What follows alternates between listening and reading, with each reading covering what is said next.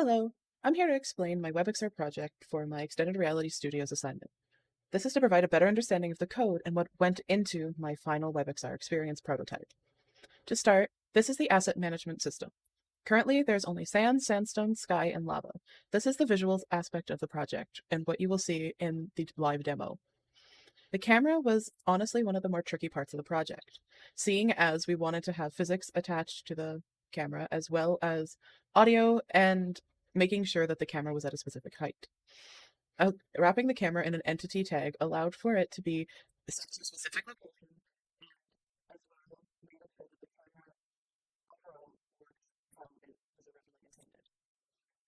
The 3D model area was probably like the final and last hurdle over making this whole project.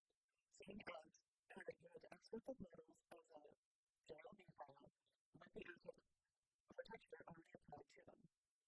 After this was figured out, implementing them and scaling them was not an issue. So, in this area here, each model ID tag was implemented, positioned, scaled, and rotated accordingly.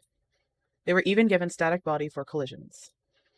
The lighting is pretty simple in the world. It's like a general skylight and has a very low intensity. Now, throughout the whole experience, there are text tags. This tells you instructions and what to do within the world. And so this section here will be the title for what you first see, and these two are for when you fail the trial. This will be shown later in the demonstration. Now, the whole premise of this game, or WebXR experience, is you're building a bridge to get across lava to make it to a treasure room.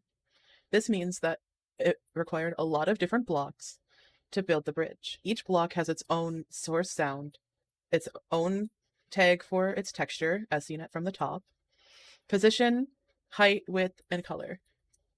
There are 20 of these blocks for this experience. Now, building the floors and walls for this hidden temple also needed to be implemented into the build. So, this rock box is the box where all of the blocks above will be falling into using their original physics.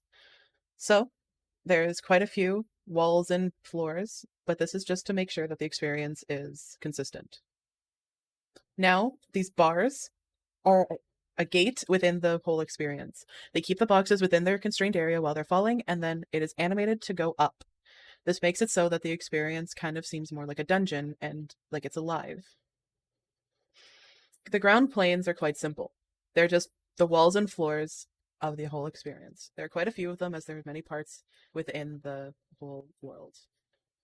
Now, over in this tab, we have how the whole code works. First of all, this code right here is duplicated a bunch of times for each block. What it does is when the block has this certain attribute on it, it will, once clicked, remove the block to the position that it's been told, as said by down here, remove certain attributes like dynamic body and set it to static body, so there is no other physics applied and it is a solid object. And it will keep the rotation at 90, making sure that the block doesn't end up angled. This has been the portion of the assignment that reviews code. Next, we'll be showing you how the whole experience works. So, this is the actual experience. As said in the original demo, there is the text that you originally see. There is a nice Egyptian music track playing in the background. As well, you use WSAD to move around. Holding down left click will allow you to move the camera. And just dragging left click will let you just move around in a circle. As well as when you click on an object, it will move to its position.